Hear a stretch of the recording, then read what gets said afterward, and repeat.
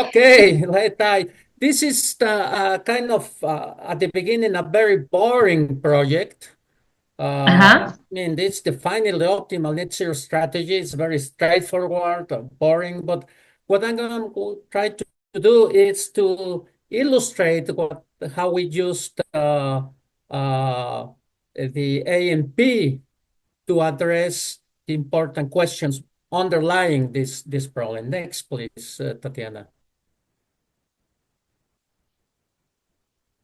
So it's the very basic approach. Is the net zero strategy with certain goals from this highway within Mexico City, a very short highway, only 8 kilometers, but they had to fulfill, since it's a toll road, a private road highway, they had to fulfill the guidelines of the investment uh, goals that you have in all the financial services, because we have to meet the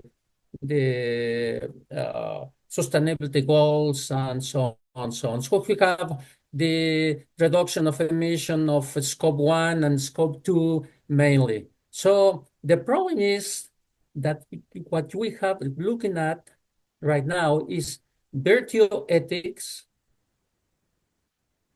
and deontology.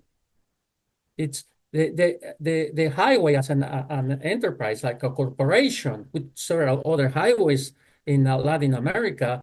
They have to show that they have their virtues, but they follow the principles. So you have virtue ethics and deontology. However, when you go to actions, they become utilitarians. So how do you mix these two ethics within a single problem? The next one, please. So you have to use the AMP to peel the onion layer by layer, because it's very different to talk with the headquarters of the corporation and with the people on the field carrying out the actions. The way they think and the way the actors they address are totally different. For example, you have the investors and the managers in the headquarters. But in the field, in the highway, actually, you have engineers making decision and dealing with vendors of technology. So next one, please. So at the beginning, it seems very simple. You have several technologies, fabulous technologies for reducing emissions on highways, basically to compensate the emissions of the corporation.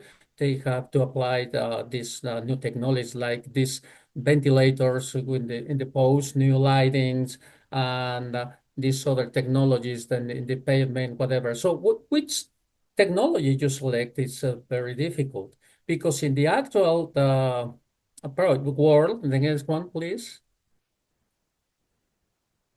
you have several alternatives. This is the actual toll road, and you have to guarantee that in the field you don't end up like in the on the right side, just making a big mess of how you select the technology. So what we found at the beginning, they were already carrying some actions that were actually it seemed at random, and the mistrust between the managers and the engineers in the field was at a very high level. So we started to address this problem. Next one, please. In the three phases. First, we selected the alternatives using the NMP. Then we apply multi-objective modeling to have solution sets. And then we have defined certain pathways that could be adapted given the certain future. Next one, I have to correct. So we have a set of alternatives that was given to us. Each one has its own details and complications, but the next one, it's we address this problem with benefits, opportunities, costs, and risk in a multiplicative model with weights of exponents. And each of the benefits, opportunity, costs, and analysis were aggregated through linear weighted combination. Next one, please. So the first one we have here, virtue and deontology. And we have the goals at the highest levels. We have the corporate, environmental, sustainability, and governance, and you have managerial goals. And you can see the different, we developed the simple AHP structure, and we have the merit hierarchy at the bottom. We have subnets for benefit, cost, opportunities at risk, and you see the weights accordingly. So next one, please. So this is the ANP for benefits. The previous the previous slide showed how we work with the corporate offices headquarters, and now here we're working with the engineers in the field. So they identify certain feedbacks, outer dependencies in between the criteria. So that's why we use A and P over here. So we are here working with engineers so that the benefits for each of the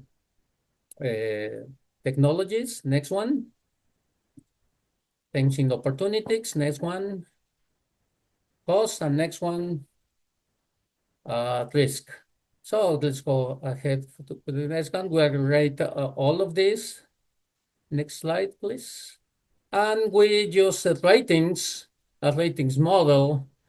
Basically, this that the linguistic scale went to very high, moderate, low, very low, using Weber-Fechner law for identifying the category codes. Next one. And then we pull everything together with different scenarios, and we run in the multi-objective optimization thousands of hundreds of scenarios using different codes for meeting those goals.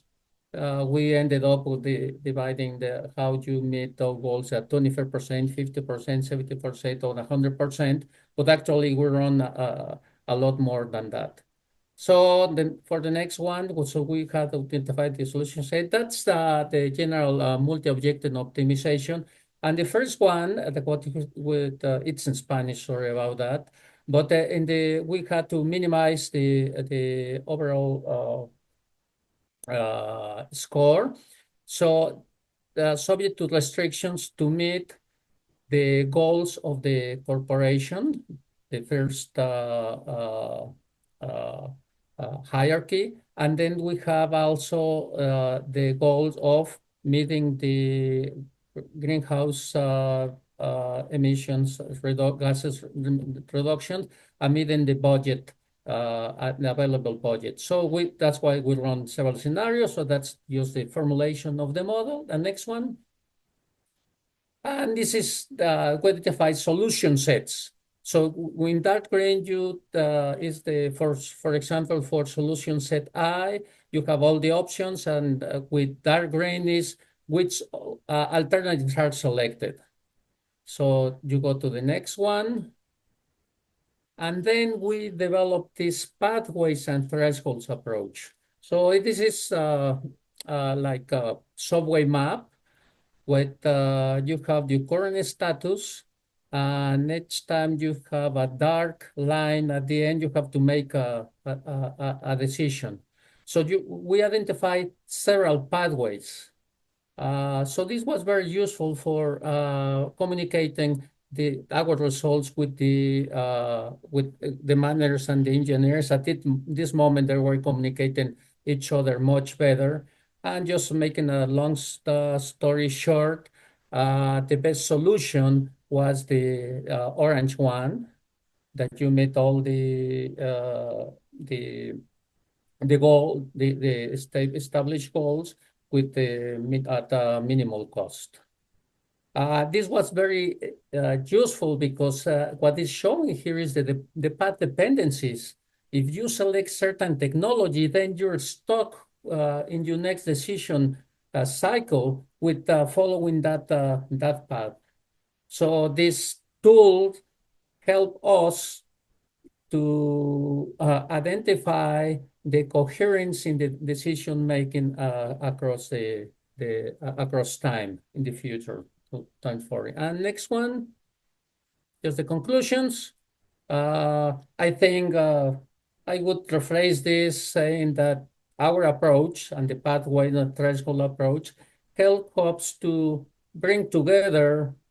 I'm stretching my argument right here, but that's part of the ethics presentation and in one of the plenaries.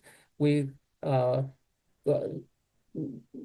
put together the utilitarianism ethics viewpoint with virtue and the ontological ethics approach. And I stop here. Thank you. Thank you so much, Dr. Lois. Your presentation was incredibly well crafted and engaging. The design was very thoughtful, and the content that you presented was in a way that kept us all interested throughout. So, if any one of the from the audience have any question, can go ahead. And if not, looking at the time of the session, we can then close this session.